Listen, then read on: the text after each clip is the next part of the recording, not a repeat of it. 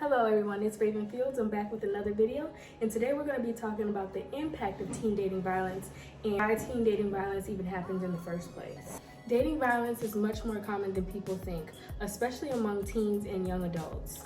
1 in 3 teens in the United States will experience physical, sexual, or emotional abuse from someone that they're dating before they become adults. And nearly half, 43% to be exact, of college women have reported experiencing violent or abusive behaviors from someone they were in a dating relationship with.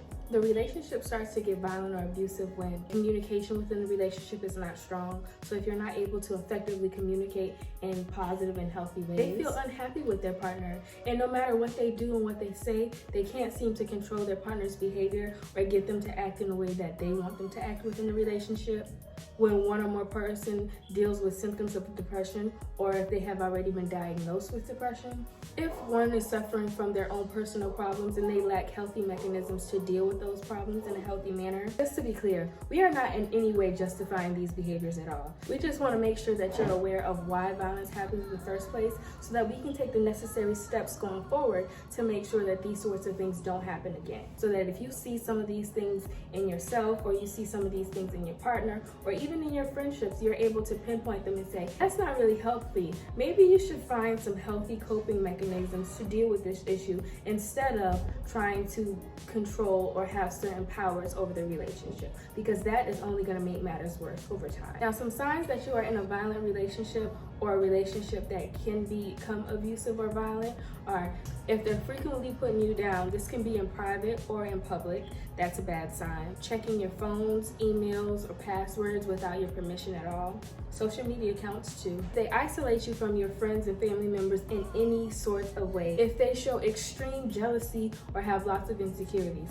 It's okay and healthy even to be a little bit jealous of your dating partner in a relationship, because that just means that you care about them. But to be extremely jealous to the point where you're starting to exhibit behaviors of power and control, where you want to stalk and control certain behaviors that they do to make yourself feel comfortable, then that is a sign of being in an unhealthy state. Any sort of physical violence, any form. This can be pushing, biting, any sort of provocative behavior, blocking you from leaving, poking at you to get your attention, popping you in your hand because you're not listening, grabbing onto you, holding you, standing in front of your doorway, keeping you confined to one room when you're ready to leave. Lastly, if they're pressuring or forcing you to have sex with you. Coercive sexual behavior happens when you say no, but they continuously add that pressure and add that pressure until you eventually say yes. And you really don't even want to do it. And then after, you're feeling like, did that just happen? Why did I do that? Because you were coerced, so don't blame yourself. Any form of possessive or controlling behavior where they want you to do the things that they want you to do on their times. If you feel like you're constantly walking on eggshells and you have to please that person, and that their needs and their desires and their feelings even come before yours. In a relationship, there are 2 people, not 1. So while it's important to care about your partner's feelings, you should also be able to care and monitor your own feelings as well. Both of you should matter. Both of you should have mutual respect for each other. It shouldn't be one-sided. Being in a violent relationship not only affects you, your mental health, and your well-being, but it also affects those around you. Even when people don't say things sometimes, they definitely notice the changes of behavior. They notice how you're used to doing certain things and you stop doing the things that you love because it makes your partner feel uncomfortable. They notice how you stop wanting to hang out and stop wanting to be around certain people because those people make your partner feel uncomfortable.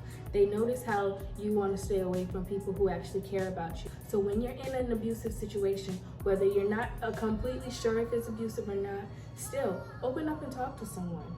The best thing that they can do is offer you their support and let you know that they're going to be there to support you in whatever choices you decide to make going forward. For more information on teen dating violence, continue to stay tuned and look out for these videos. So check those hashtags, check hashtag TDVAM2021, and stay tuned for all Teen Dating Violence Awareness Month updates.